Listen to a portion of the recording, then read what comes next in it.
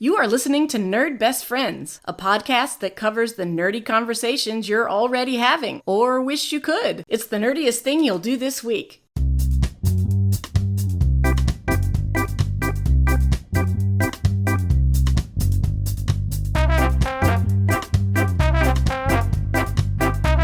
This is Analese. This is Rob. And we are your nerd best friends. Remakes versus reboots. Today we talk about what makes a remake or reboot successful, which ones nailed it, and which ones completely missed the mark.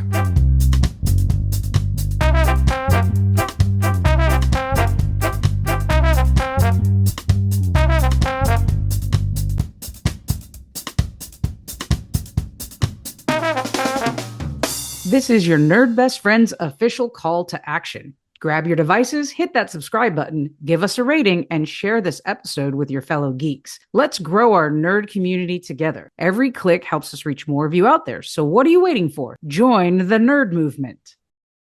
This is episode 67. We're going to talk about remakes and reboots. But how you doing first, Rob? I'm doing real good. No complaints. You know, the weather's changing. The days are getting longer. I love this time of year, this heading into spring. Spring is a thing here in Northern California where I live. It's like rain, which is crazy, but also beautiful. Mendocino County is beautiful. And I can't believe we're coming to the end of that. And maybe that's why I like it so much, because it's like I can spray paint miniatures again and we're getting close to hockey playoffs, which I love. Oh, yeah, there you go. And yep, spring is coming. That means baseball season. And for me, it just means trying to cycle back around to football season because I miss football this time of year. I miss my Sundays with football just on. Now we'll have to wait through summer, I guess. But let's get to some nerd mail.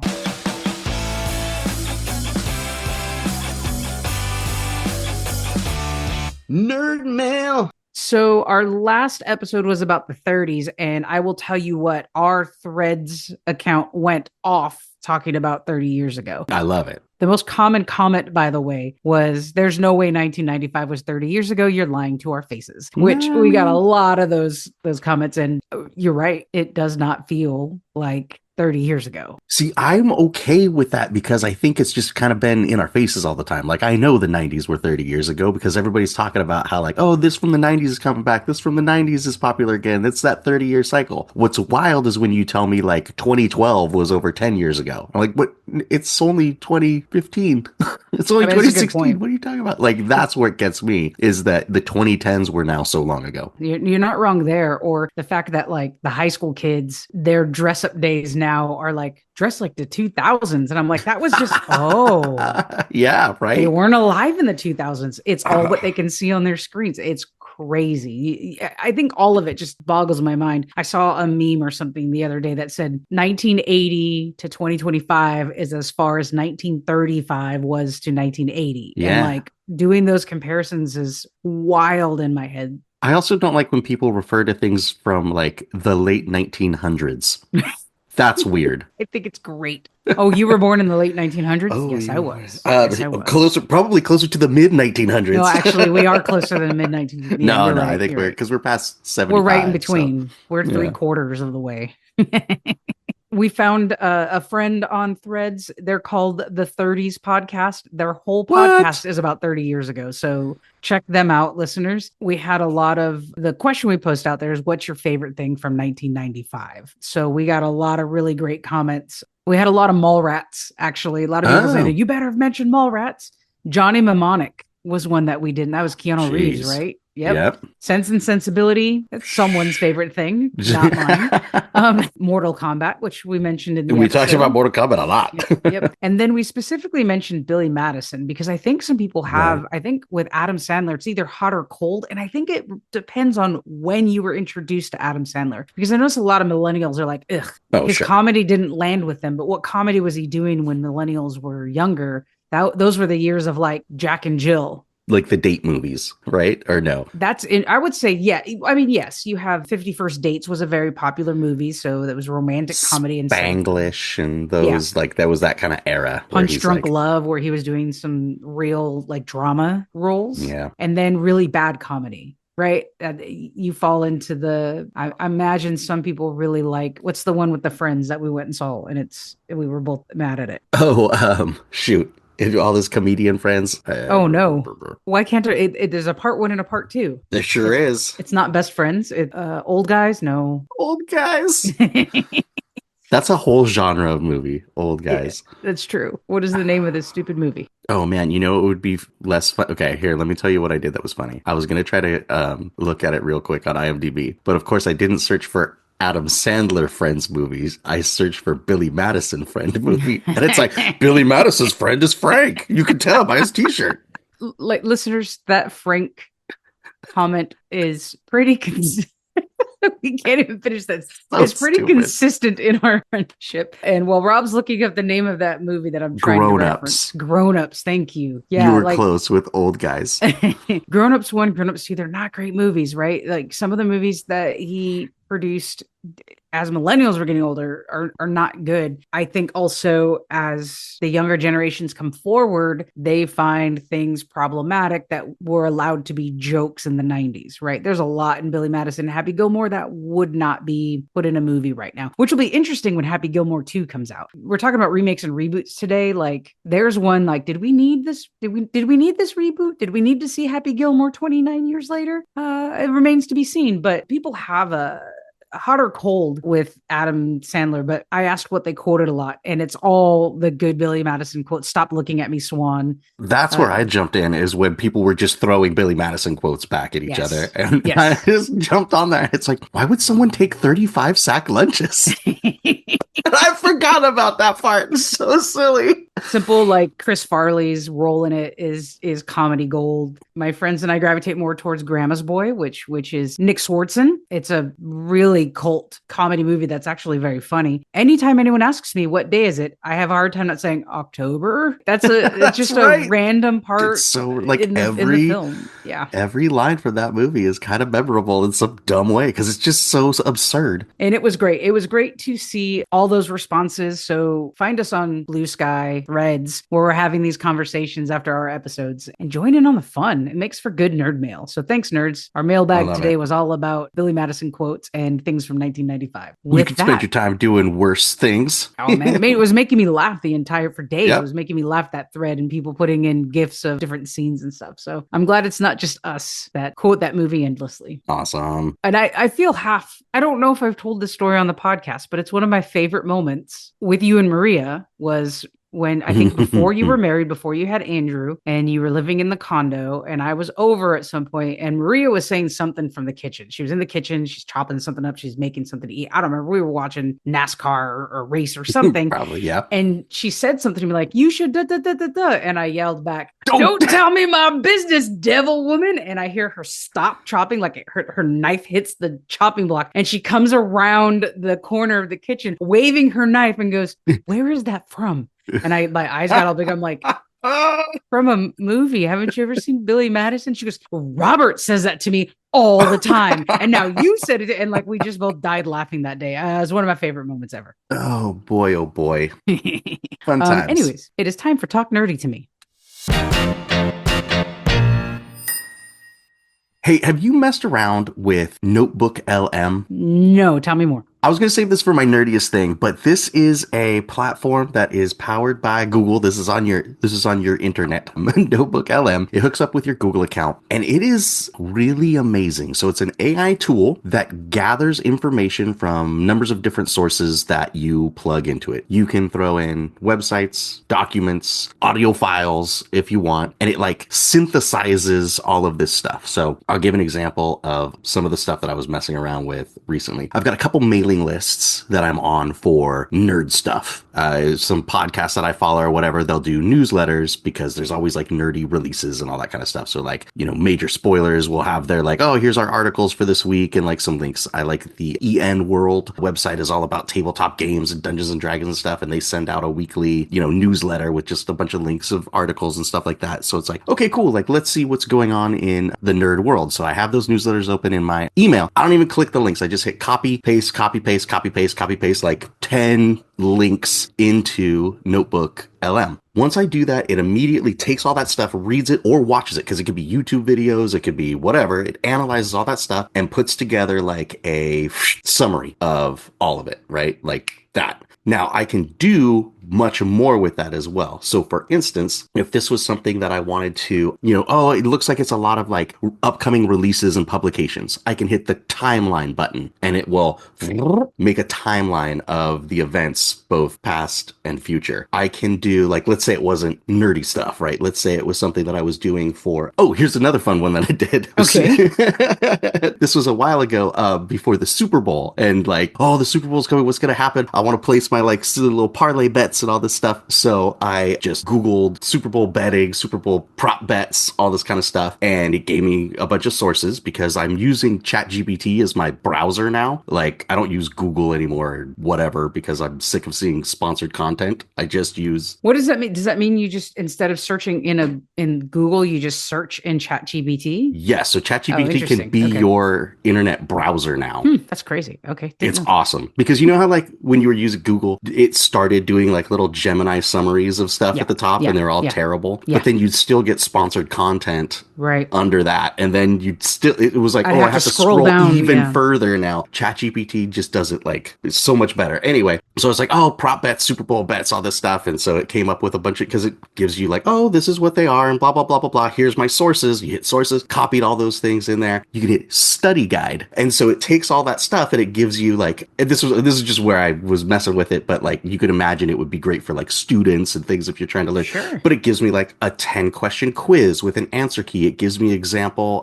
short answer essay questions. You can have it give you flashcards if it's more like something like that. And it does it so quick. But the craziest thing that you're gonna see, or that our audience would see, is there is a podcast button. And this will blow your mind. Yeah. Okay.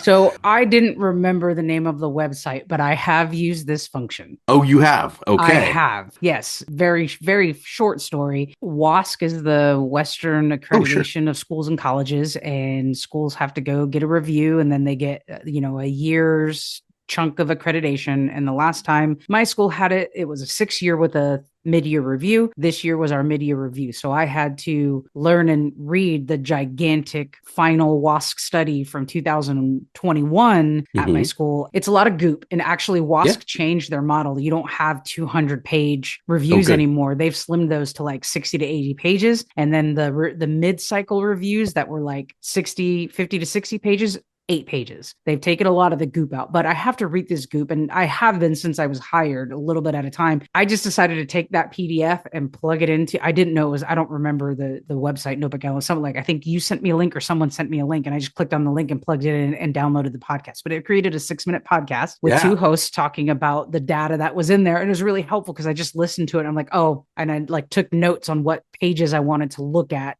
that they were talking about data. Some of it was also goop because the report is goop. Yeah, that blew my mind. It blows my mind how well it is. And now it has, or I guess a little while ago now, but there's a feature where you can interact with it. So the 2 AI hosts are talking about the thing. Yeah. And if you want them to talk more about it, or you have a question, or you think they said something wrong or whatever, you click a button and it's like, oh, it looks like our listener has something to add. While and you it's just playing. Talk while it's playing. Just interrupts it.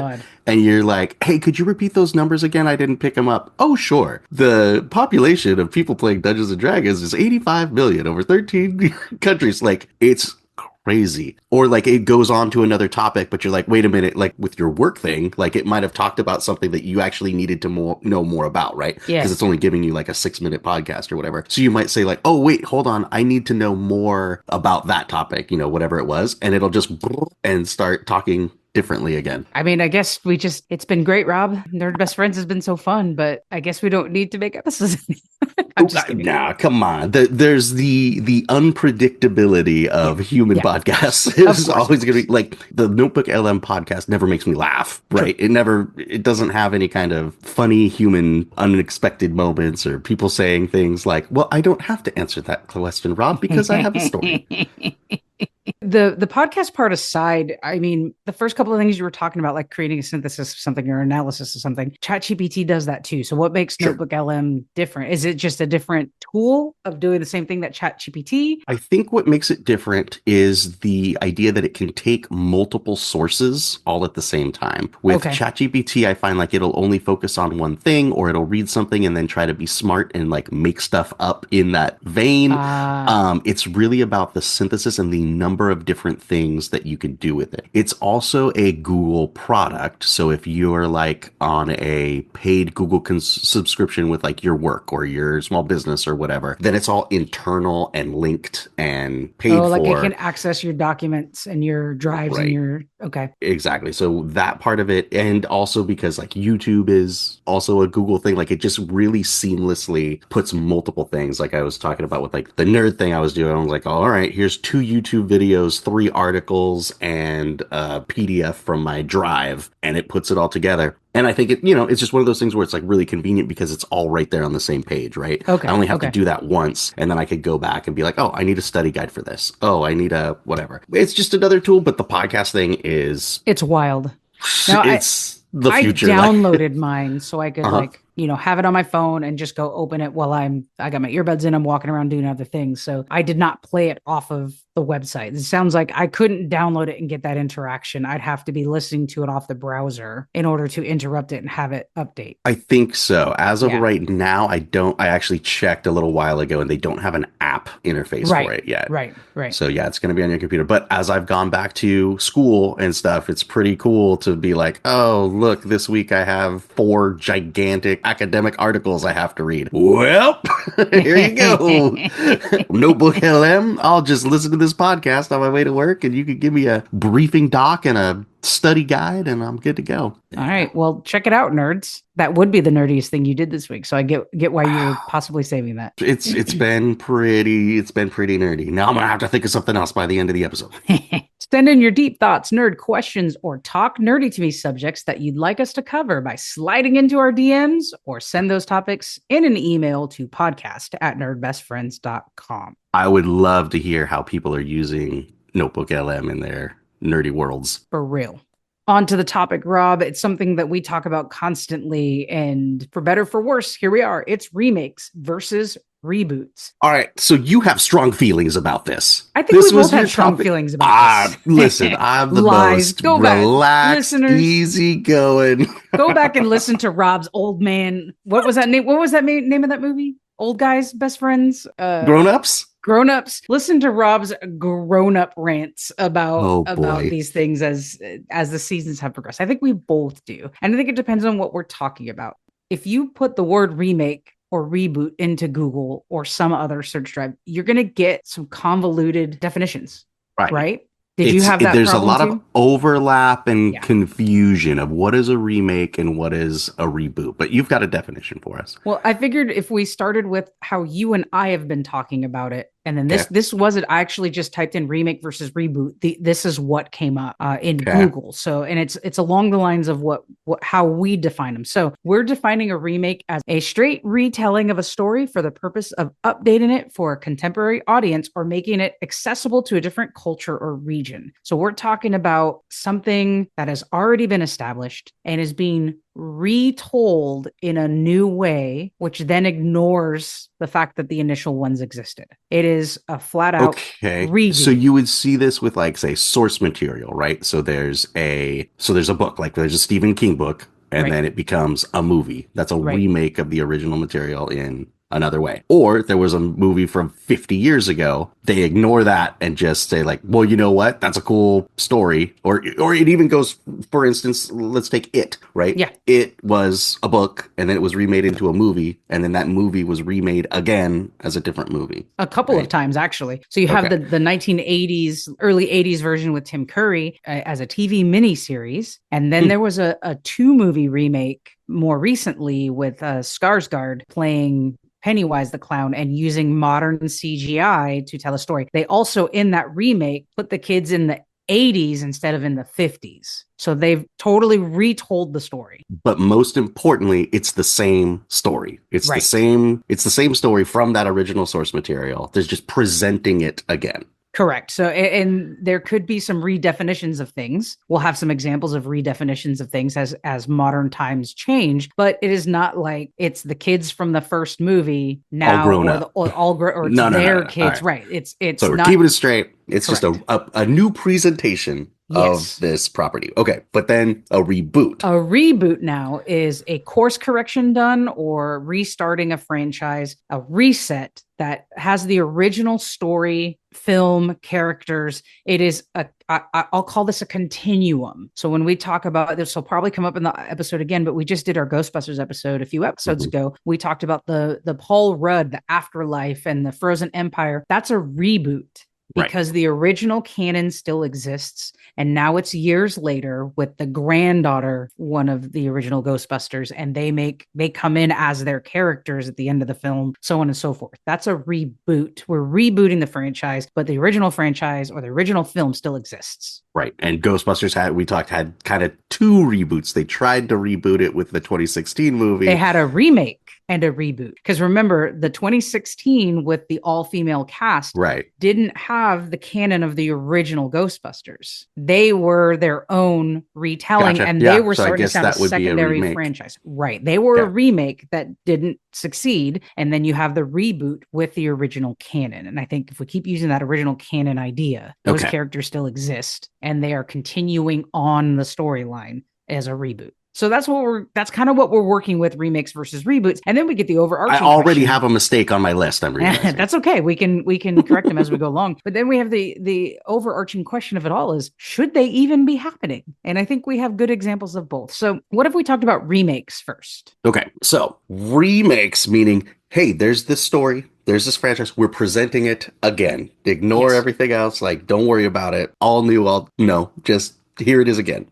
Here it is again. And there could be some changes, right? It could get modernized in some way, shape, or form, but we are not including original actors. Right. Oh, sure. So I'm going to bring up my first example then would be actually very similar to what we were just talking about with It, right? Book, movie in the early 80s, another movie now, but they're not connected in any way. It's just a representation of those. And that is Dune. Okay. I think Dune is excellent. I think it's excellent in a number of ways. One, people who have read that book love that book. I haven't read those books. They're real big and thick.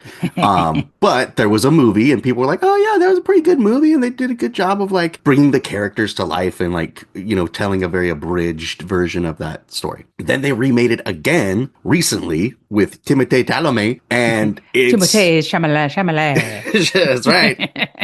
And it's also great and does another with, again, modern technology, modern storytelling, the new sort of acceptance of audiences that you can make 3 2.5 hour long movies and we're here for it. Like that wasn't, you know what I mean? Like back in the early 80s, it's like you need a 90-minute thing and that's all that audiences want, right? And now times have changed so they can stretch it out. So that was like a modernization or an improvement on how they could do that. So Dune has been remade a few times. It's the same story and it's committed to the source material. Okay. It's got Zendaya too, right? Oh yeah. Yeah. And a lot of people seem to like it. I haven't seen them. I've not read the books, but it's on my watch list. I think it's really, really cool. And I think something else that you'll really appreciate is the score. Like the music is absolutely incredible.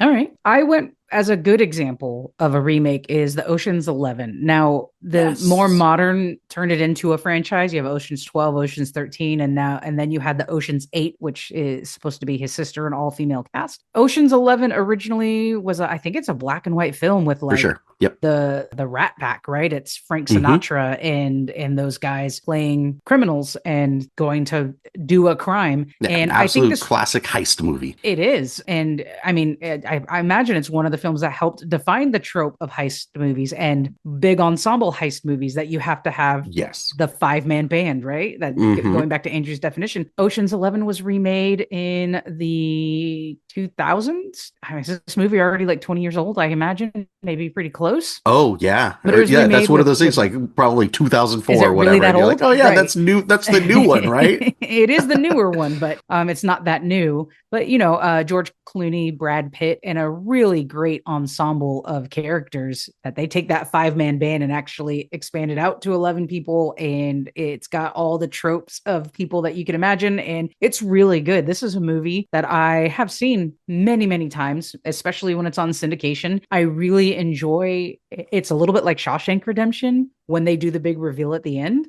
And how they like made all the things happen. And I really love that big reveal and how they got away with the big crime. And then it turned into an extended story. They turned it into a franchise. The rest of the movies are okay. Eventually Al Pacino in like Ocean's 13 is in it. And they play a lot on old Vegas versus new Vegas. And it was just entertaining. I think it came out when I was living in Vegas. So that was even an extra bonus. But Ocean's 11 is a good example of a remake. It is. And it's an interesting example as well because it has some elements of a reboot in the sense that the way they tried to capture the magic of the first movie is by having very like A-list good looking celebrities in it. You know what I mean? Like if you take the Rat Pack from then and then you take like George Clooney and Brad Pitt, Julia Roberts. Julia Roberts, right? That's all the like A-list celebrities of that time. But again, like that, yeah, it's the same story again. And from, I believe that one is also based on a book. Yeah.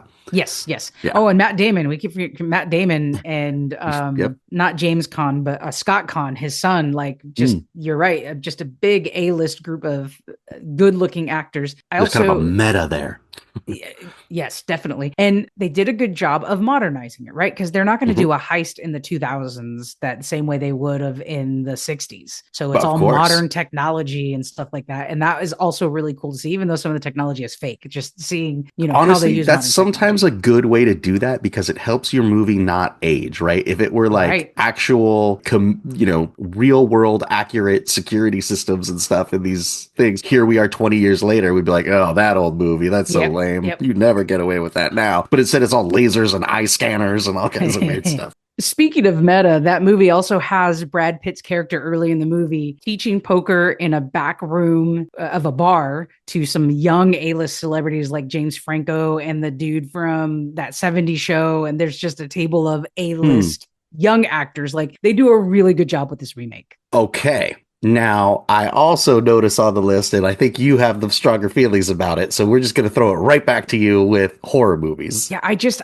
there has rarely been a good horror remake. And now, what about the It one? Is the new It better than the old It? I mean, it depends on who you ask, right? Okay. And I don't have a good take on that because I was honestly too afraid to watch the Tim Curry It because all I had heard growing up is how horrifying it is. So I never watched it. And the book is really scary. Like, the book is really, really scary. So I never really watched it. I remember watching some of the miniseries because it was easier to digest in those little bits and pieces. Yeah. The new movie is super scary and it's really good. And the way they told the story was really smart because the book bounces back and forth between the older, the kids and them as they're older. It bounces back and forth, right? And it does that to tell the story and let it unfold naturally. But what they did is made the first part of the movie a start of them as older, and then it goes back in time and it tells the rest of the story to the end of the kids' era when Pennywise is back in the sewers and they've beat him and all that good stuff. And then the second movie is all about what happens when they come back together and they are realizing they have to face Pennywise the clown again. So you watch that part unfold with already knowing the stuff that happened to them when they were younger. And the book is told in a different way. You don't know what happened. So they start talking about something and it jumps back and shows you what it is they're talking about and then goes back to where it was. And so it's good. It is. And the newer movie is it's closer to the book. And I think about The Shining with Stephen King as well. Like, Stanley Kubrick's film is iconic and listed as one of the best horror movies ever made. Stephen King hates it. It is nothing like the source material, especially middle to the end. And Jack's descent into madness is done way different in the book. So he never liked it.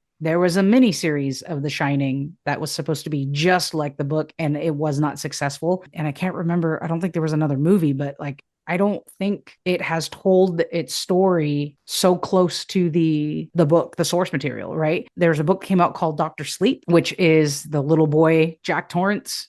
No, Jack is not the little boy's name. I'm going to forget the little boy's name. Anyways, the little boy in the book, as an adult, and having gone through his life, having lived through the trauma of what happened at the Stanley Hotel and how he lives his life as an adult and how stuff from his past starts to pop back up. And I think they did a really good job with that movie, but it did use the Stanley Kubrick source material to recreate it. Oh, I So see. I just don't see good horror remakes. Carrie is an iconic film with Sissy Spacek, and Right. it is just like the book, and it is so good. And it's been remade twice, Okay. and neither of the remakes are good.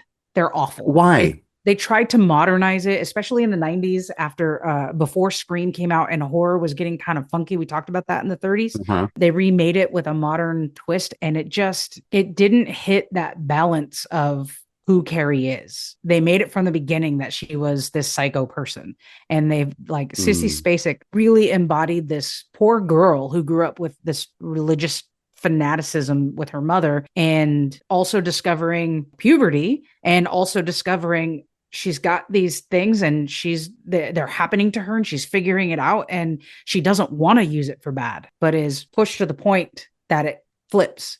And neither of the other two Carrie movies do that. She's just kind of this weird psycho She's just girl kind from of the onset. scary from the beginning. Interesting. Yeah, Okay. like I just don't think it's been good. Psycho. They remade Psycho with Vince Vaughn. It is awful. Wasn't Psycho like a shot-for-shot remake? No. Oh, Pretty close, which one was? but not shot for shot. I thought there was. Well, let me say this. Did. They may have shot for shot the shower scene, because that is well documented. The 27 cameras that Hitchcock used, and all the different angles to where you never actually see the murder, and it's more scary that way. Right? You see the knife one angle, you see her screaming one angle, you see the blood running in the drain at the bottom of the shower angle with her feet. Like, you never actually see her get stabbed. But the way they shot that scene, I think, was a shot-for-shot remake, and people were really excited about it.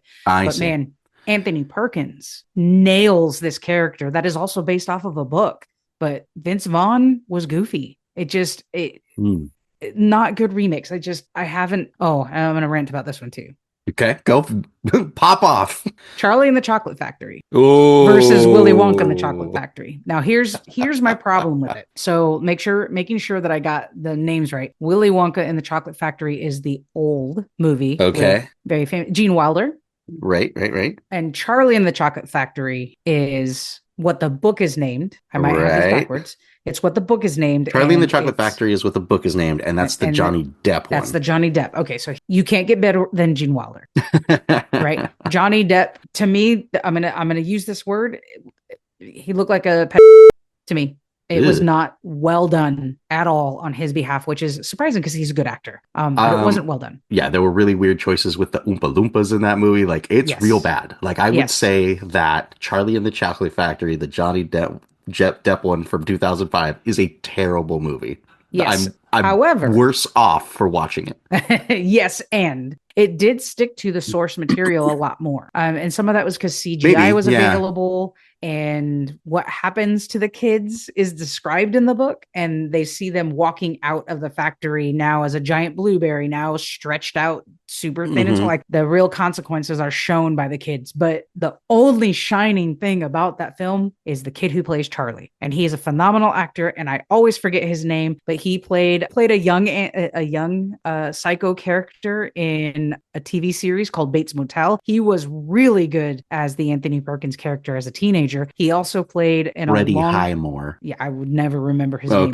But, he played a autistic doctor called Good Doctor in a long-running series that just recently ended. He plays the kid in Finding Neverland with Johnny Depp, which was a wonderful film. And then he plays Charlie in this movie. And he is a million times better than the kid in the Willy Wonka movie. So if we could plug him into the old movie, perfect movie. Now, he also starred in the remake reboot Bates Motel. Yeah, I did mention that as I was. Did you just say that? Yeah. Sorry. It's okay. You were looking it up, so it's all good. But yeah, so I there's so many remakes out there that are not good, and it makes me wonder. There's a remake of Nightmare on Elm Street? Yes. When did that come out? Sometime in the 2000s. What they did was try to restart the story and reestablish it, and I think it was with like Rob Zombie or something like that. Let me see. Does he have the striped shirt and everything? Yes. In there, there's a 1984, 2010, and they try to restart the story and restart the franchise, but I don't think they need to, because Freddy Krueger is well established at this point, right? Huh. It's not good. And they move away from, his name is embedded in my brain and I always forget it. Robert Englund, who played Freddy Krueger forever. In everything. They moved away from him, and it wasn't successful. It's not good. It didn't restart the franchise. It made people go, no, I'm going to go back and watch the 1984 version, which is unfortunate because with exciting technology, some of these stories could be told better, but for some reason they just don't. Yeah, I mean, I have that same kind of thing with Transformers. Like, if it's not Peter Cullen playing Optimus Prime, my brain immediately says, well, this is not going to be good. Right. Well, and also, but you have an example, maybe a good example of horror? I was thinking of a good example because you're like, horror remakes suck. And I'm like, but what about The Thing? That's another one. Good book. Great 80s movie. I haven't seen the newer one, but I heard it was fantastic and like very true to the, original one, just modern up. I think I might even, now that we've been thinking about it and like looking at these reboots, like I might like clench up and watch the new one because The Thing is really cool. It's super scary. It's a good horror story, yes. And I'll add it to my watch list too. I have not watched the new. It's a big influence for like our Dungeons and Dragons campaign that we play out in the frozen wasteland of Icewind Dale. Like it's in the appendix, whatever, where they talk about influences and things like that. Or maybe I watched it in a YouTube video. Chris Perkins was like, think The Thing, where you're just out in the middle of nowhere. There's scary monsters and you don't know what's in it, like all that kind of stuff. You can't do anything about it. The elements, that's interesting. Well, let's talk about reboots then. Reboots where they're a continuum of the story. They're not ignoring that the original exists. Okay. Right? I don't know if this is a cheat, but I put Casino Royale on there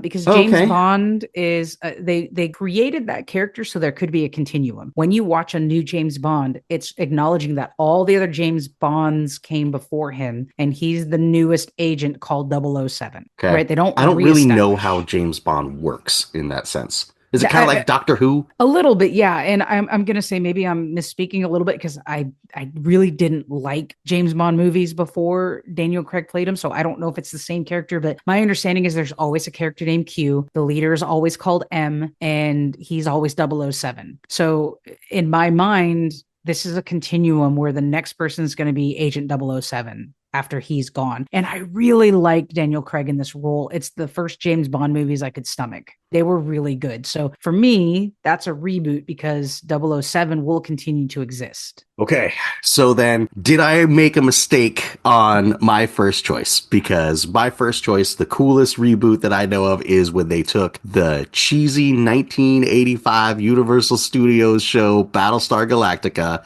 and then rebooted it in 2004 to be this dark, gritty, absolute drama. But it's not, it's a retelling. I think I put it in the wrong category. I think it's that's a remake. I was thinking reboot because the tone is so different. It's not telling necessarily the same story. Like they really updated everything about it. But do they ever refer to the characters from the first one as if they still exist, or did they embody those characters? It is new actors playing those same characters. Yeah, it's for our definition, that's a remake. Yeah. All right, so I already screwed it up. Reverse. Battlestar Galactica 2004 is the greatest remake that was ever made. I would agree with you on that. It's a really good remake. Okay, but I think you do have some other ones that I think are reboots. So, for instance, the animated series of Voltron that came out in 2016. There was Voltron from like Japan in the early 80s, and it was fine, but they took that story and they completely like reimagined it for a new audience and stuff where myself, I'm like, I don't know, that was kind of a weird cartoon. My son, who was like 8 when the new Voltron came out, is like, Voltron is the coolest thing in the world. Have you seen the Voltron show? Everybody's like, I don't know, interesting, and they have backstories, and there's LGBTQ representation, and there's all this stuff that didn't exist before. So I think Voltron is a cool example of a reboot where they decided to just take what they had and reboot it for a modern audience. That's a good call because the original was animated too, right? They're both animated. They're both animated, but one was that like really old, like I think it came out of the same studio as like Speed Racer. It had that kind of like very static animation and like kind of bad voiceover and all that stuff. It just didn't appeal to me. But now that they've like rebooted that franchise 30 years later, it's apparently super good. In this category, I have a good example of horror, and that's going to be Scream. And here's why I put Scream in the reboot and also as a positive example. Because when you have, I'm going to take Halloween. So original Halloween comes out in the 70s, and it's this story. It's the brother, and Laurie is the Jamie Lee Curtis character, and he's coming after her. She's babysitting. Like it's all the tropes that we know that are trope. As that franchise continues into the 80s and the slasher movies just become bad and just about being slasher movies, you have the Michael Myers character. He's the crazy dude that once went after his sister, but Jamie Lee Curtis disappears and he's just going through and slashing and killing people because he's psycho, right?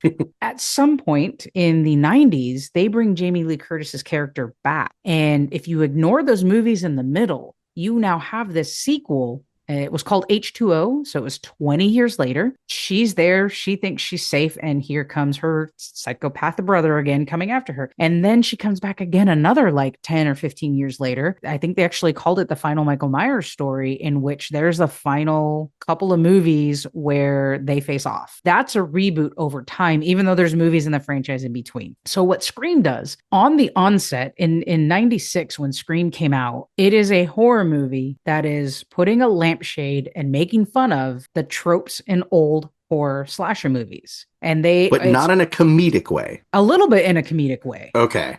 Because they make fun of it, right? You know, Nev Campbell's character has a line in there that says, why would I watch these old slasher movies? It's a big-breasted, you know, low IQ girl running up the stairs when she should be running out the front door, blah, blah, blah, blah, blah. And what happens? She's in her nightgown running up the stairs away from somebody instead of running out the front door. It puts that lampshade, and it does it in a little bit of comedic ways, right? Okay. You have Stu Macher's character who is mocking Jamie Kennedy's character because he's the one saying, here are the rules to survive a horror movie. Da, da, da, da, da. And one of them is never say, I'll be right back. And so he gets up and goes, I'll be right back. Like there are comedic flashes in there because it's holding the lampshade and also being a very successful horror movie. What they've done successfully is they had, you know, the first three movies were a handful of years apart, and then we had a long time in between. And so when the movie comes back for Scream 4 and like 5, they are rebooting it, knowing that Sidney Prescott's character still existed, and they label it like, this is how you survive a reboot. And then when you get into 5, 6, and 7, and it's Jenna Ortega, they're like, no, this isn't even a sequel anymore. This is a reboot, and this is how you survive a reboot. And the murders are more gruesome, and nobody is safe, and this, that, the other, right? They actually do the same thing for these newer films that they did in 1996 in putting a lampshade on. This is a reboot. This is different game, but the same people. And I think it's a really successful, you know, a lot of people don't like them. It's okay. I think it's brilliant the way they continue to keep that lampshade going, and they keep hanging their lampshade on the fact that these reboots exist. And here's how you survive the reboot. It's no longer how you survive the movie or survive the sequel. All bets are off. It's done really well. You could actually do almost a family tree of all of the killers and how they're all connected. Like it's really intricate what they've done. Okay. So I think that's a positive horror reboot. So when I hear reboot, I think comic books, because that's what comic books are known for. It's especially because they have these legacy characters that have been around for, you know, some since like World War II inventions. So every once in a while, you have to reboot those characters. You have to relaunch that universe. Yes, there's a lot of continuity there, but it doesn't make sense to continue with all of that. So there's a lot of, the other thing would be the retcon, right? It doesn't make sense that Captain America, sometimes, like, right, it doesn't make sense that Captain America was frozen in World War II and then woke up 30 years later and the world is different and now he's dealing with civil rights and this and that and whatever. It's like, well, now it's 2025. So sometimes they'll be like, well, we'll retcon that to be like, oh, he was frozen in the Vietnam War or in the Korean War, something like that. Like they'll do weird stuff like that to modernize, constantly churning over things like that. If you're not into comic books, though, I think a good example that kind of crosses back over is Batman. In the late 80s, early 90s, we had a Batman that was very much in that kind of like Danny Elfman sort of situation, starting with Michael Keaton, and then it kind of evolved into Val Kilmer, and it evolved into George Clooney again. But they're all kind of the same Batman, right? They're all kind of like plasticky suits, bright colors, you know, comic book movies. And then in 2005, they rebooted what movie Batman looks like with the Dark Knight trilogy, right? That was a very hard, like, it's the same character. Everything you know about Batman is still right, but this is a different story that we're telling now. And so comic books do that all the time, especially like the big, you know, the big two, the big companies, right? So with DC, you had very famously Crisis on Infinite Earths, where in the 80s, comic books were going absolutely crazy. The speculative market was in full swing. I don't know if I think it was a thing in the 80s where it's like you would buy baseball cards and you would buy comic books and you would buy all this stuff because the idea was they're so throwaway that they become rare and then like expensive, right? Because people will be looking for those collections and stuff. So comics were just crazy in the early 80s, and DC was like, we can't keep up with this. We can't keep up with all these characters. There's too much stuff going on. We've got 52 multiverses of all this stuff, or, you know, just all this, you know, all these stories all over the place. We have to consolidate. So they created a storyline that took a year to tell. It was like one of the first, you know, really famous crossover events where it affected every title in all of the DC line. Crisis on Infinite Earths, where it was like some crazy power is destroying universes in the multiverse. And so they would go through and they started talking about like, this is Earth 14 and this is what it looks like. And this character you love is from Earth 14. Earth 14 is destroyed. That multiverse, boom, off the timeline. We're done. We're simplifying down. And so Superman and Supergirl and all your friends were consolidated down to Earth 52 or Earth 1 or whatever it was. You had the destruction of a lot of teams and a lot of characters and stuff so that it could simplify. Then in 2011, they did the New 52, which was just a straight relaunch. They just, in this one, they didn't do a crossover event. There wasn't a story reason for anything. They just like 6 months before started putting out an announcement. DC's relaunching its entire line. New 52 means that every week for 52 weeks, you're going to get a new comic book added to our thing. I remember seeing those, but it was huge. In that you're calling it a reboot. Did they go back to their origin stories? Yes. So is that a reboot or a remake? This is where we get into the interesting, which one is it, right? So yes, and a lot of that stuff still made sense, right? So it was like, yes, in the sense that they restarted like the Justice League, right? And told the story of all those characters coming together. But those characters and who they were didn't change or weren't explained. Okay. You were just supposed to know, right? Okay. All right. And so it was a big thing. So it was like, okay, week 1 is Superman #1. And that was it. And I remember like going to the comic book store because we had to see what is the New 52 relaunch. Like they're just putting out this one book. And then book 2 was Superman #2 and Justice League #1. And then it was Superman #3, Justice League #2, Wonder Woman #1, like whatever. Like every week you got a new release until you had the 52. And it was good. It was, the writing was a little bit punchier. Basically, they kind of de-aged everybody too, to be like, well, some creators have Superman being like an older dude with kids now, but some people want, and like Batman, who knows how old Batman is? He's ancient. It was like, well, nope. Now everybody is 28 or whatever, right? It's just like, rebooted it. They did it again in 2016. 5 years later, they're like, wow, that was so successful and we made so much money. Let's reboot our universe again. Now we're going to call it DC Rebirth. And they did the same thing again. What was cool about it was, or what's interesting about it, I guess, is it set a tone for the entire line of publication. And I think that's where we get into this, like Marvel doing that too. Marvel most recently even just called it Marvel, all new, all different.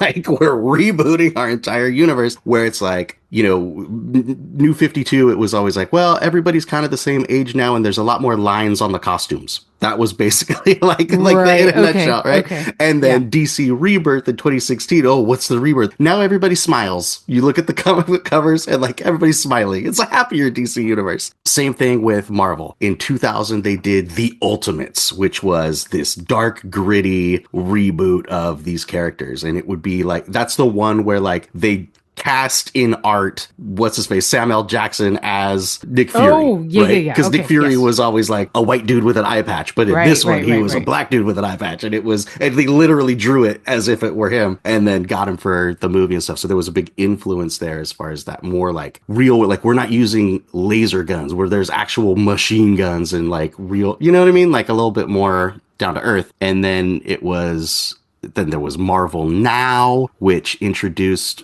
again, I think it was pretty close to New 52, which was like, oh, look what DC's doing. They made all their continuity kind of connect again. Let's do that. And then they did. It's almost like DC did it better in the comics and Marvel did it better in the films, right? 100%. Like, yeah. Yeah. Okay. Yeah, you got it. And now Marvel, most recently, and still 10 years ago, was Marvel all new, all different. All new. And Buy that more. one, honestly, and it really marketed to younger audiences. Like I was like, okay, Marvel, all new, all different. I am in. All the characters are teenagers, lots of female characters, lots of diversity. Like, I'm not saying that's bad. It was just like, wow, like all the titles are, you know, Ms. Marvel and Young Spider-Girl and Miles Morales and like all the stuff. Like it was a very definite female and other like people of color representation is this line, and this is where we're doing it. And so it was kind of like, well, but where's my old Spider-Man? He was still there. He was still old. there. You just had to look for him a little bit harder. You know, while you were talking about that, you know, it made me think of a really good reboot, the Cobra Kai series. Yeah. So you have Daniel LaRusso and the Karate Kid movies in the 80s, and then 30 years later, they start and come back, and those two guys are adults and now creating competing dojos, and their kids and the next generation of kids, much more better done than the Karate Kid remakes with like Will Smith's kid. And I love Jackie Chan, but I think it was one of the weakest movies he's ever made, is trying to continue that story. Because there's a Karate Kid 2 with Jackie Chan as Mr. Miyagi, right? Yeah. And that's a remake versus the reboot of Cobra Kai, which I've only seen a little bit of. I did start watching it and stopped. No reason, just time. I think that's a good reboot. That Cobra Kai franchise is apparently very popular. Yes, and it's like there's a little bit of a retcon there as well, right? Doesn't it kind of go off the internet theory of like Daniel's actually the bad guy in that? Yes. And that's how the first season starts. There was that like YouTube series, and then there was the YouTube series Zach Morris's Trash, which retells the Saved by the Bell episodes with I love actually how awful Zach Morris is. And that same vein, they did that with the Karate Kid movies, that he was actually the bully, and the poor guys who were already at the school were the ones who got the rough end, and that's the premise for the start of Cobra Kai, which it's pretty genius how they did that you can actually question whether or not who was actually the innocent there. Man, I cannot wait for the listener mail on this one, because I feel like I have screwed it up. So, hey, Analese, sidebar. I think I really screwed up this episode. No, not at all. I think this is a great conversation. I mean, we already put the if you will, the lampshade on the fact that these are two very convoluted and similar ideas. Right. That's totally fine. But let's talk about, in that conversation, how about ideas for either? I'm going to say in terms of remakes, no. I don't. No remakes ever. I just don't have any ideas for one. I don't know of anything that I would say, ooh, this really needs a remake. I have two on my list that I would love to see. Both are pretty much like old-timey superhero based. Okay. And the first is The Rocketeer. Oh gosh. Okay. The Rocketeer is old comic books that are great for their time. They are one of those books that was not a big mainstream publisher. It was like a creator-owned, lovingly put together comic book. But because it was kind of like a one-person shop, maybe it would have benefited from some other different, more, diverse ideas. And then there was, of course, the movie. There was a Disney movie, The Rocketeer, which is great. It's a good movie. I like it a lot. But, again, 30, 40 years have gone by. I think it's time for a new Rocketeer movie. Now, of course, it has to be done right. The Rocketeer really exists in that pulp he's a pulp hero, right? That World War II punching Nazis. The Rocketeer exists so that he could use a jetpack to fly up on top of a Nazi Zeppelin and punch Hitler. Like, that's it. Right. So, but what could we do with that story now? What kind of modern, messages could we bake in? What kind of,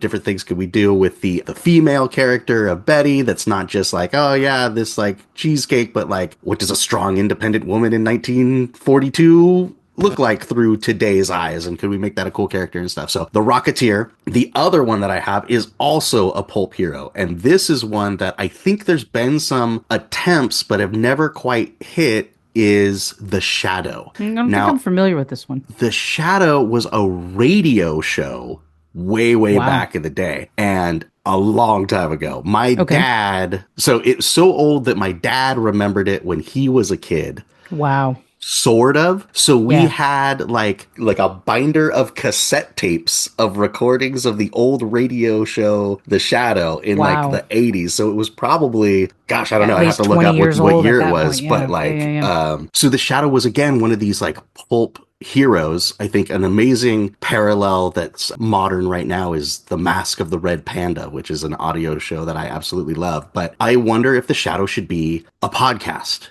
Right? Because I think it's been tried to be adapted to movies and TV shows. And like, again, you've never heard of them because they've never been good. Sure. But who owns The Shadow, and why aren't they putting somebody behind a little bit, some real voice actors and some good stories to like retell that in an audio format? A real audio drama. Yeah, that's interesting. I think that would be really, really cool. I think it's a good call with Rocketeer too, because the other thing, when we start looking at remakes, what makes it exciting for me is that we have technologies to make some of those what were stunts to be maybe a little bit more visually believable than how they were. But I mean, just when you think about things like, and I don't want to go off on a Superman tangent right now, but when you see, the whole thing with the Superman movie with Christopher Reeves, like the tagline was, "You'll believe a man can fly," because the special effects were so great that Christopher Reeve was flying. And you look at it now and you're like, oh, okay. That's not what we do now. Right.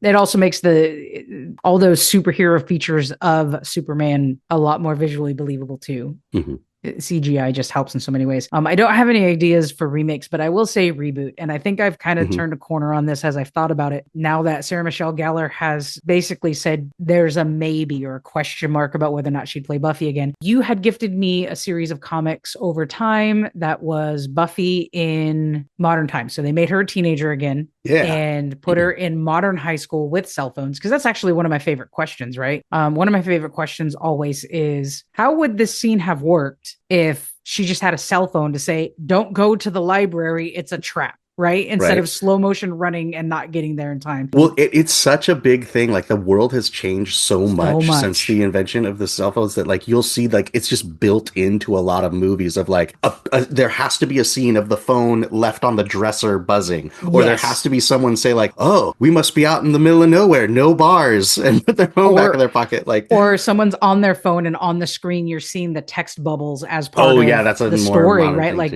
those tropes. So what that comic book series did was actually remake, because they're putting Buffy back as a teenager, but in modern times. I think it would be cool that if they were to do Buffy again, a reboot would be super smart from where it left off. And maybe Sarah Michelle Gellar playing Buffy as a watcher, now helping all, because, when they end the series, if we stick with just the television series and don't go into the comic book story, they end the series where all the potential slayers were enacted. So managing that, or maybe that spell goes away, maybe someone figures out how to counterspell that or something, where we're continuing that canon. Willow still exists, but she's helping to figure out who, I'm writing the story for them, helping to figure out who ended that spell that got the potential slaves. Like, and then a reboot would be really exciting. You want Batman Beyond, the Buffy the Vampire Slayer. I don't you were know describing about that. Batman Beyond, basically, but old Bruce Wayne sitting in his Batcave in the ear of the young, new, cool Batman with modern technology. So I don't know. It's fine. It's good. Yeah. It should be on the list somewhere, because Batman Beyond is an amazing reboot. Is it? Forget what I said about all those mistakes I made earlier. I'm going to stick with this one. Batman Beyond is a rad reboot. We get into the conversation about multiverse, right? The Tom Holland Spider-Man, where the other two guys Tobey Maguire and Right. Andrew Garfield come on. But in a reboot, I think it would be cool to see Sarah Michelle Gellar playing an older Buffy, and the council's gone because they got blown up. So what has happened in the 20 something years since that's all happened? Something like that could be really exciting. The first one on my list is actually a question to you. Okay. The Dark Tower. Everybody says it's really cool. You mean Stephen King's Dark Tower? Yes. Okay, not the game. Because you could totally make a movie off of the game. I think the problem with that movie is that they have not found someone to adapt it for the screen in a good way. Mm-hmm. So I know there's been a television series, did not go well. There's been a film that Matthew McConaughey, I think, is a great person to play the character Roland. Like, I thought that was a really wise choice, that whole cast. But the story is so hard to describe. Yeah. They just haven't found the person to adapt it yet. And I think the minute they do, it could be this long-standing franchise forever. Oh, really? Like it just goes on and on and on? Well, I mean, it has like 7 books or something like that. Okay, yeah, that's what I was saying. Like it needs that Dune or like Lord of the Rings, like, hey, we're going to make 4 2.5-hour movies to tell the story kind of thing. Correct. But would that be the way to do it? Or is that it's not good. Don't do it. It'll never work. It is such an epic and long story. I don't know what the answer is there. It could be like Dune with long movies. And I think the reason why those long movies exist now is because most people stream stuff at home. So the ability to digest in smaller pieces and like pause and say, oh, we got to go take the dog for a walk, or pause and say, I'm going to make dinner real quick. The ability to do that is what makes these things thrive and be able to be these long movies, because we all know a 2.5 movie, a 2-hour movie in the theater is really hard, because you're going to have to get up and go to the restroom or stretch your legs or something. So I think it's possible. It all comes down to who they can get to adapt the story for screen in a good way. And that just hasn't happened yet. And you've got to accept a lot about these characters right off the onset. It's pretty jarring, but there's so much in this story to be told. Like, where do you even start? I don't know. I don't have a good answer for that, but I think Stephen King is thirsty for a good make of that. All right. The other one on my list. Yeah. We got to get a reboot of the Fantastic Four. The Fantastic Four are a foundational superhero team in the Marvel Universe, and they've been ignored for decades now because they're not in because they were movies. So bad. Well, here's the thing. They were part of that Sony acquisition with Spider-Man and stuff, and they put out movies every once in a while as cheap as possible because they want to keep the IP, and it's damaged the brand. It's damaged like the reputation of that team. Also, I think the Marvel Universe, the cinematic, like the movie Marvel Universe, needs that reboot. Like, it's just been, I don't know. Have you been excited about any Marvel movies in the last 10 years since the big Avengers thing? No. Me neither. They need something. I think it's the Fantastic Four. If somebody could figure out how to take like that Fantastic Four junk from Sony and put it in the Marvel Universe with all the characters, right? Like, he's going to talk to Tony Stark and he's going to talk to whoever, Aren't they doing that? I don't know. There always is this rumor mill of Fantastic Four. Oh yeah, Fantastic Four is going to come to the Marvel Universe. Oh, this one's going to have Galactus in it. But like, they've been saying that for 10 years. But I think it was at Comic-Con. Well, there is something going on with like Doctor Doom, but that's like a multiverse weird thing where like Robert Downey Jr. is Doctor Doom and stuff. Like, I don't think that's a Fantastic Four movie. No, there's a Fantastic Four movie. They announced it at Comic-Con. It has Pedro Pascal, and it's got the dude from The Bear, but not the main guy that everyone knows. I'm trying to see if I can see a list of who they are. Let's see.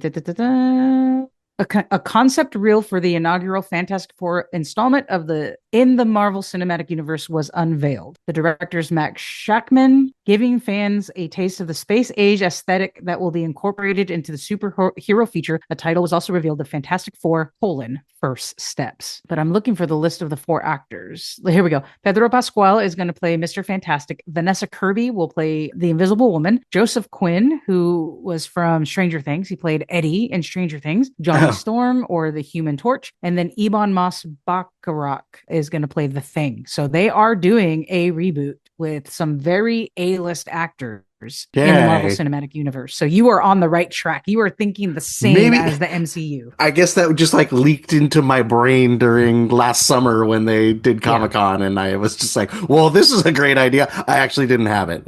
Ironically, the Robert Downey Jr. thing got more press than this did. This really should have been the thing. I guess that's right? why, because that's what I remember. Is like, oh, Robert Downey Jr., Dr. Doom. I assume that's going to be like a 5-minute scene in their big like universe correcting multiverse movie. Yeah. But no, I guess it's it's this. And I'm going to take the back comment I made. Have I been excited about MCU stuff? I actually was really excited for Miss Marvel. I was excited for She-Hulk. But did you watch She-Hulk? No, there's so much, and that's like, the problem. Did you like it? Overwhelmed with how much stuff they're putting out that I kind of shut down. There's been a big break. There's been a big break. I am so far behind that it's the same thing that happens with Lord of the Rings. I think you were right the first time. You're not excited about the Marvel Universe. Otherwise, you would have seen this stuff. I just didn't prioritize it. But yeah, Fantastic Four coming to the MCU. Okay, well, there we go. That's a reboot that I'm excited about. There you go. And it's not a rumor, which is our next category. Any rumors? Fantastic Four is not a rumor. It is happening. Oh, well, then are you going to tell me that X-Men is also happening? I don't know anything about the X-Men. Okay, because that was going to be my next thing. X-Men, though? There's always rumors of the X-Men are coming to the Marvel Universe. Well, Hugh Jackman was in the Deadpool movie, and the Deadpool movie's tangential to the main, and it's it's not. Now, do I think they should put X-Men into the Marvel Universe? I don't know, because I always have this problem where I feel like the X-Men and the Avengers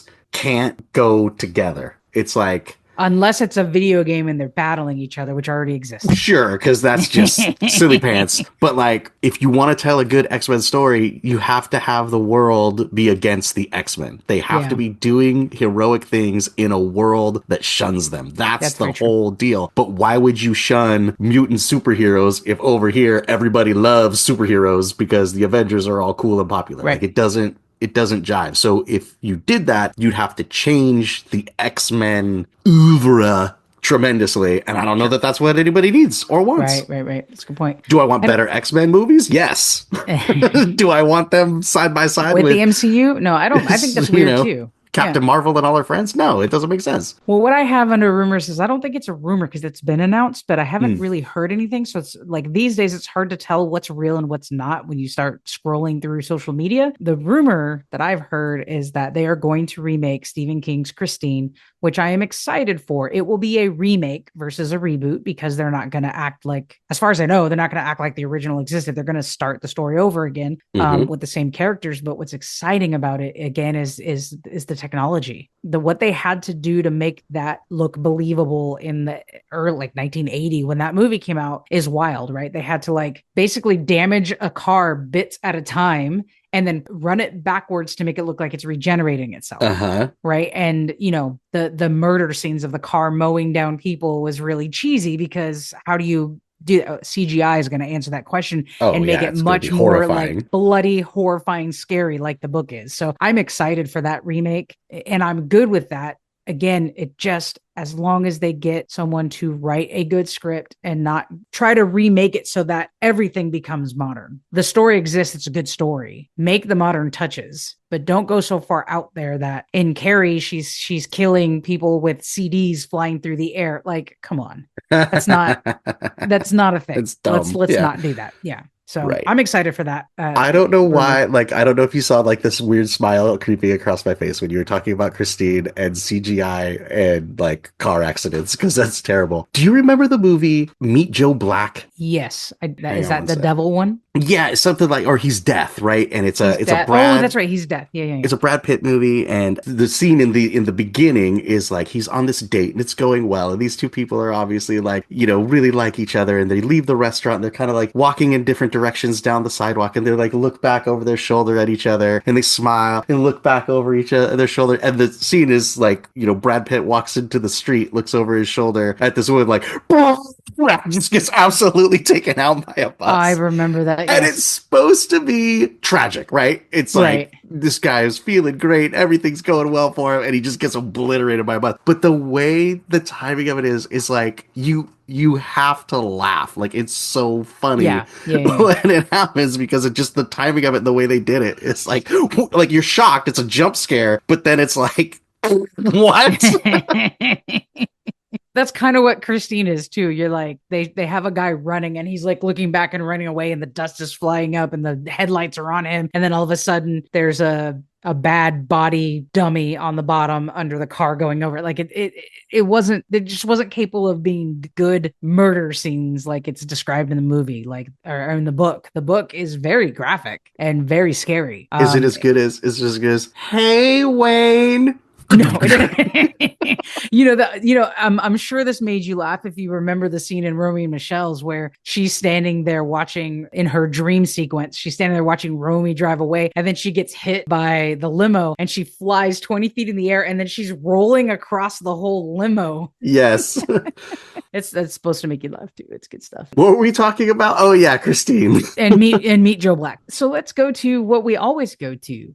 Should remakes and reboots happen? Yes, remakes should happen because there are good stories out there. There's cool characters out there that like creators came up with that are rad. But no matter who you are, and I don't want to like blame the young people or whatever, but like if you're 16 right now, you're not going to go watch The Thing from 1985. Like it's just not going to be appealing to you because it looks old and it's like a different thing. But it's the same thing for me, right? Like I'm not going to go back and read Dune. Like those books are 10 inches thick altogether, right? Like I just don't have time for that, but it's a great, cool story. It's very creative and unlike anything else. So I want a new modern movie to tell that story to me so I can see it. So I think remakes are cool. I think they serve a purpose to reach those new audiences and to just update things. There's also probably examples where, like you say, things don't hold up or like the sensibilities or jokes or things don't fit in with like the way we think about things now in a more modern world where we know better. So do I recommend this story to someone knowing that like there's problematic things in there? But if it was remade with new modern sensibilities, it's like, oh, it's cool to like this character again, or it's cool to like this story again because it's not filled with a bunch of 80s weird things. Yeah, that's a good point. And I struggle because I want to honor that as the younger generations growing up, they may have found something from the 80s, 70s, 80s, 90s that they love. And like, oh, I'd love to bring this back for a new generation. Like I really honor that. But I think it's happening so much now that I wonder if it's happening at the deficit of being able to tell new stories. Because there's so much out there in books. There's so much out there in comics. And I have an example I want to bring up because I think it was rumored to have a animated series and then it never happened, or actually no, a live action series that never happened. But like the comic series Chew, which you introduced me to, would be a phenomenal show if it's done right. And actually,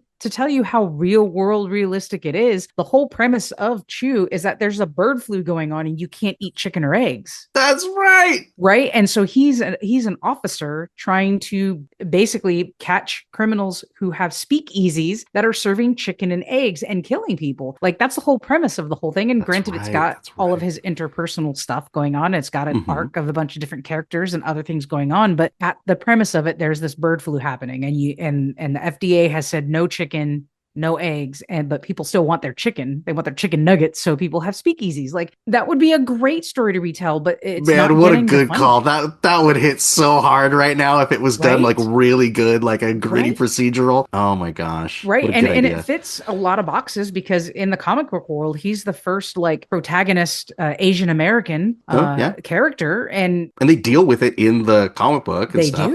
They do. Yeah. I mean, I struggle. Like I like the nostalgia of being able to go, oh, Ghostbusters, oh my gosh, or whatever it is. And I do honor that people younger than us will start to say like, oh, I grew up with this story and that movie's so outdated that we can do it better. But man, it just feels like it's happening at the expense of other good things that could be made. But we're also to blame, right? We're part of that cycle of, well, we've got this story to tell. If we slap a familiar property on it, it'll sell more. Like we vote with our dollar, right? Like for instance, did you ever have any plans to purchase or play the game Zombicide? No. But then when they slapped Marvel Zombies on it, it was like, oh, hell yeah, let's play Zombicide. Well, that's a good example. I will say you are right, except that I'm not so deep into board games. I might have bought Zombicide if I had known what it was before I saw the Marvel Zombies, right? And that's just me not being in the know of luxury tabletop board games. Sure. I do love the horror genre. I do love zombie stories. I might have purchased it if I had heard of it before. So that's a tough call for me. But you are also right. I heard of it because Marvel Zombies came along and I went, oh my gosh, look at this. Yeah. And I know I'm guilty of it. Like, for instance, that Ninja Turtle game. It's so good, but it's good because like the mechanics are good, right? Like you get your character card, you have a cool mini, you can play power cards on the thing. Right. Like it's a good engine. But if I had seen it and it were, I don't know, random detectives on the street with whatever, I wouldn't have bought it. Like, same with He-Man, right?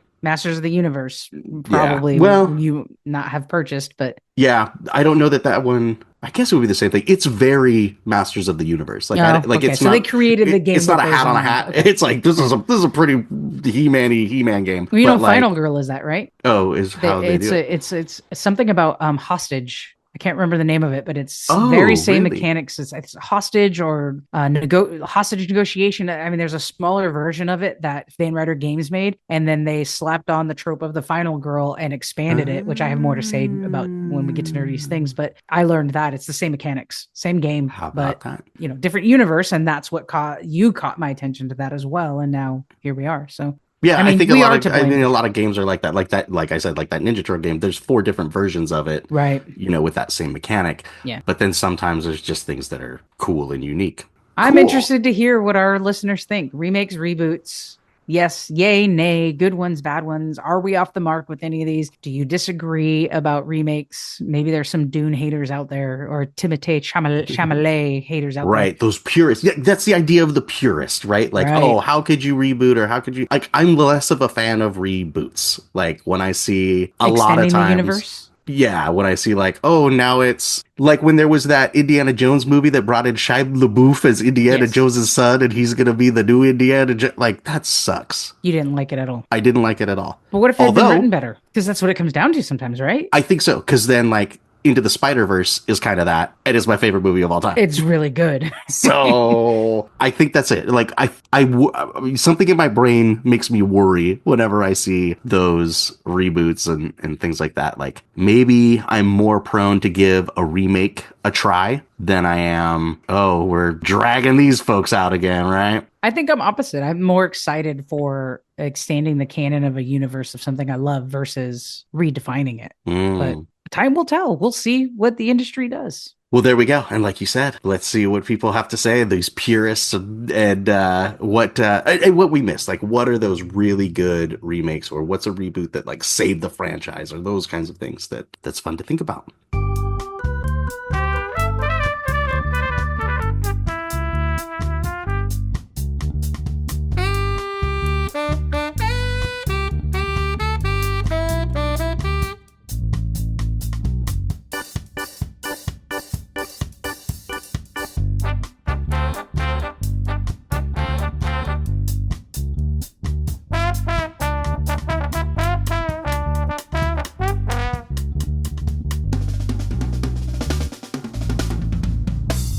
What's the nerdiest thing you did this week? So the nerdiest thing I did this week was... Gosh, where to even start? I guess I'll start with this. So if you've been listening to the show, you guys know that over a year ago, I got the Warhammer Stormbringer subscription thing where every week you get a little magazine and a model in the mail. And that's been real fun. It's kind of kept painting. I fell a little bit behind, but it's still going. You're still getting something once a week? Yes, there's 80 issues total. Jeez, and at this point, I think I'm at 60-ish.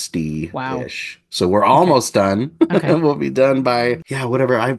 Maybe I did that for my birthday. We probably will be done right around the end of June. Okay. But anyway, so I'm collecting these armies little bits at a time, and it kind of moves things around. Man, we'll talk about this maybe in the bonus about my goblin problem. But also...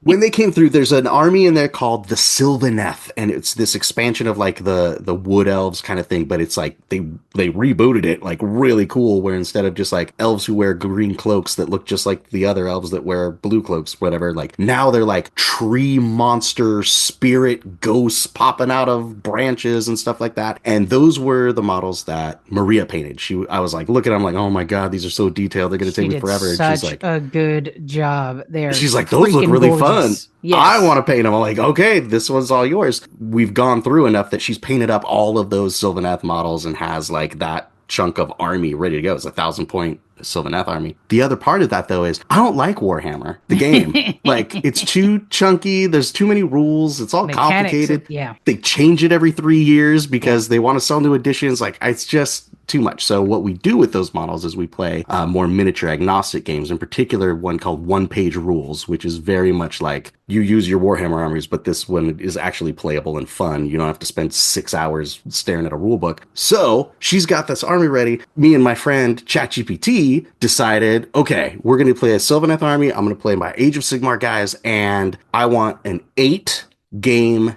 campaign where it makes sense that these two armies are fighting over objectives, and there's branches depending on which army wins and gains more ground, what happens in the next one or whatever. So we've got this story arc that will be told by us playing the games and who wins and who loses and that kind of thing. That's cool. So that's been fun. We haven't started playing it yet, but it's the nerdiest thing I did this week, and I was like all excited about it because getting the ideas of like, well, we could just sit down and play, but it's always more fun if like there's a story and there's a like, ooh, I'll get you next time kind of thing that makes you want to keep playing. So designing a one-page rules campaign for those particular armies from the other game with the subscription thing was what I did this week. That is really cool. And then they'll be ready to go when y'all are ready to play. Exactly. Yeah. So we can start getting excited about it. It also helps me with like, oh, okay, well, there's going to be differentiation of like terrain, right? So it's not all just going to be like forest. Right. Like I want to mix things up a little bit depending on what happens. Oh, well, because I won, my army's now encroaching on the swamps. So the next one is going to be a swamp. The elves won, and now they're coming to encroach on the city. So we're going to do a village, that kind of thing. And then you just keep building it. That's great. That's great. You could create a series on that.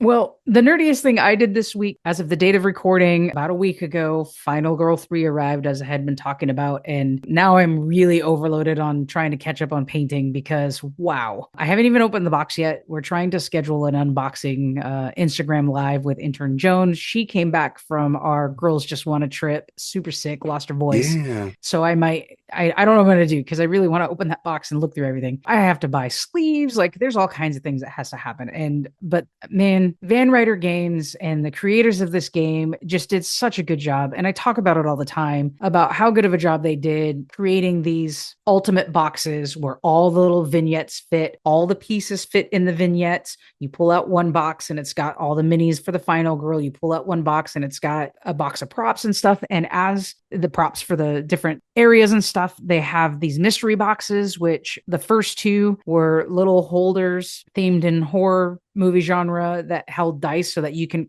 randomly put any villain in any scenario. So you can like randomly roll those dice. The mystery box for the third one, I opened it right away because it's amazing. And I'm not going to talk about it because it falls along the line of this community of don't spoil it. So even though we're in March and pretty much everyone should have received theirs by now, I'm not going to spoil it. I showed you a picture of it, how amazing it is. There is some talk, like people put really big talking about the mystery box. So don't open this comments if you don't want to see. And there's a little comment thread without talking about what it is, talking about whether or not you can paint it because it's got some moving parts. Like, can you paint it because this thing spins around? Can you prime it? Like, there's some interesting. I'll show it to you at some point. But yeah, it's so good. And they've also listened to feedback, and the game can be really difficult. I think I mentioned a couple seasons ago when I got Series 1, I think I have 16 games without winning. Oh my gosh. That's like Gloomhaven. It's like too hard. I don't think it's too hard. The reason why winning was fun is because you can tell the story of what's happening. You're making the movie while you're going through the thing. And it's like, oh, this is how the final girl was killed. And they have these gruesome death things that you can read. And like, it's really, really great. Once I started winning, I started figuring out better ways to do it. Strategies. And then, they have this thing in the new series, in the series 3, called the tier dice that you can roll instead of the regular dice. And if you have a fail, it gives you a little tier, and you have a tier tracker, neoprene mat that goes next to the other neoprene mat. And as you gain tiers because you failed on these rolls, you can get TIER or TEAR? Like crying, TEAR. Okay. Tier dice, not tear dice, tier dice. Like, oh my gosh, my final girl's gonna die. And you collect the tiers to get some boons to help you with the game. Like, it's pretty brilliant what they've come up with as it's gone along. So I'm really excited to open this third series box and like look at all the art and all the cards and take everything out of the shrink wrap and get it all ready to be sleeved and everything. Yeah, if you look back a few weeks ago now on our social media, like you'll see pictures of it on the shelf in the Calyx, shelf and stuff, Yes. looking all good. It's exciting. And they made it so that no matter which way you could put it on the front sides, and it's one continuous scene of it's a bunch of the bad guys above, and then all the final girls in a row, like standing there ready to battle. If you turn it to one side, it's a continuous scene of villains, or the other side is a continuous scene of final girls, and you can mix and match that. So you can do villain, final girl, villain, and it's a continuous scene between the three boxes. Is genius. And there is going to be a fourth. Oh my gosh. Are you going to get it? You keep going? Because you waffled on this one. But now you're all excited that it came. Yes. I went back and forth about whether or not to get the third. And I talked about in order for me to continue, they need to do Ghostface. I want a Scream themed one. Obviously, they can't call it Scream. They can't call it Ghostface because of copyrights. But all of the films, all of the vignettes and Final Girls are based off of legally distinct. Exactly. So this is their big announcement. I geeked out about this week. Well, I'm like staring at the box and waiting to see when I can open it. Van Ryder Games announced they're calling it the Year of Fear. 2025, the Year of Fear. They are changing their model of how they do this. And I think what they're finding out as the game becomes more and more popular, when they do these big Kickstarter releases, it takes years to put it all together. And the shipping is crazy. And I can't imagine how big it is to ship millions of dollars worth of different, I'm late to the game, so I'm going to get all 3 ultimate boxes and all the extras. Like, I already have the game and I just need this, or I don't want the ultimate boxes. So every order is different. So what they're doing this year is they're going to release the vignettes one at a time. Okay. So you can buy them as the year progresses and so on and so forth. And then towards the end of the year, maybe around October, they're going to do a Kickstarter to which you can buy all the things or just the pieces that you need. So, I don't know what I want to do with that. I don't know if I want to buy the little vignettes at a time or just wait for the whole thing. But in their announcement, they have a Ghostface. All right. And you know what? Do I wait and buy the whole box at once, or do I buy the vignettes? Like, it depends on how it's going to look on the shelf, right? Like it's a collection. They're just going to be the point. little boxes waiting until the whole big box comes. That's the thing, right? Like, where do I put these little boxes until the big box comes, right? So maybe you wait for the big box. It's not like you're going to have played through the whole thing. Okay, but here's the cool thing, and I gotta say, the Scream face, they went with it's a teenager who's going to be stalking the final girl, and that's very much what Scream is, but they made it at a con. So you're going to a con. Okay. And he's trying to kill he's going after the final girl at the con. And what they did for the minis in this vignette, they made mini cosplayer versions of villains from their other final girls. That's really good. That's my really gosh. fun. It is. They showed little on the screen. They showed little, these, here's little Hans, the pig masked guy. And here's this guy. And they're cosplayers in the con. Interesting while you idea. Have Scream, it's clever. The ghost face going after the final girl. Like, oh my gosh. Do I wait for that? I don't know what I'm going to do. All right. Well, we're going to wait for the unboxing until you actually see all of these miniatures and stuff. And then we're going to have some more conversations about your painting. Yeah, we got to. Because there's going to be some decisions to be made. On the next episode of Nerd Best Friends, we are going to nerd out about the newest edition of Dungeons and Dragons. Experienced and new players alike, come back and listen to us discover some of the new features and the possibility of moving our games to the new rules. Remember our call to action. Hit that subscribe or follow button on your device and spread the word with those sweet 5-star ratings. Connect with us on social media at NerdBestFriends or send us an email to podcast@nerdbestfriends.com. Let's grow our nerd family and keep the geeky fun going strong. In the same vein, Rob, it is the Year of Fear. It is the Year of the Nerd. And don't forget, nerds, we're on Blue Sky as well, right? It's NBF Podcast. NBF Podcast on Blue Sky. Yeah. If that's where you're hanging out. Come find us, get nerdy with us, and tune in next episode. And in between, if you'd like some subscriber bonus episodes, find us on patreon.com/nerdbestfriends. Until next time, nerds. Nailed it.